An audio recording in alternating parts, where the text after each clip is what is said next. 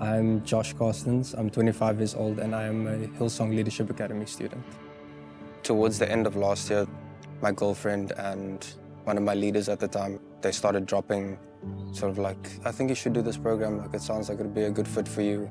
I guess the final thing that made me decide to fully do the program, around the time when I sensed that God told me, I want you to do this thing. There was a service in the PM where there was a man who was saying, if you feel like you want to be unsuccessful in the world's eyes, but successful in God's eyes, then he wanted us to like stand up on the spot.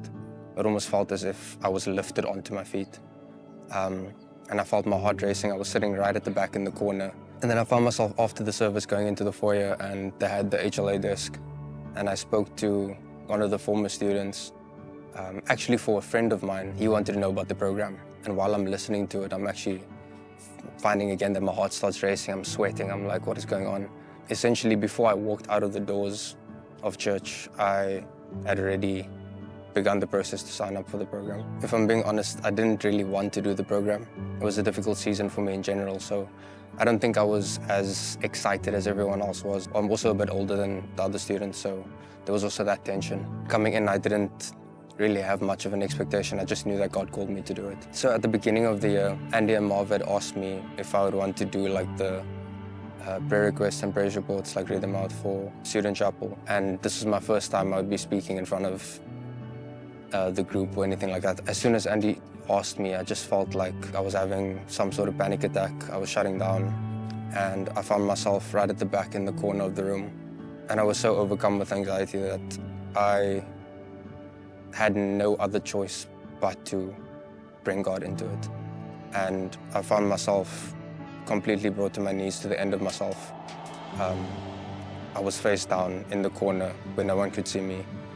And I was just crying out to God. I was like, Lord, this shouldn't be so difficult, but I understand that I genuinely cannot do this without you.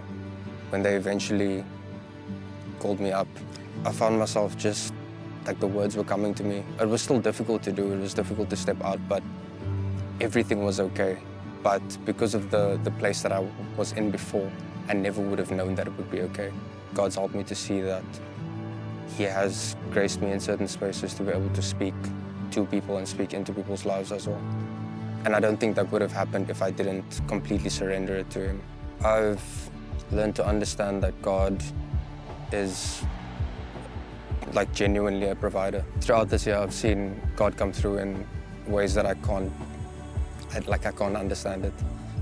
I've seen myself give of myself, and I've seen God return tenfold. Looking back, I couldn't have done anything better with my life. All my plans means nothing now, looking back. I've made friends that I feel like are lifelong. I have genuinely the best community around me. Leadership, people that genuinely believe the best for you, people that want the best for you, people that genuinely hear from God and speak that over your life, that speak into your life. It's something that I don't think people realize they need.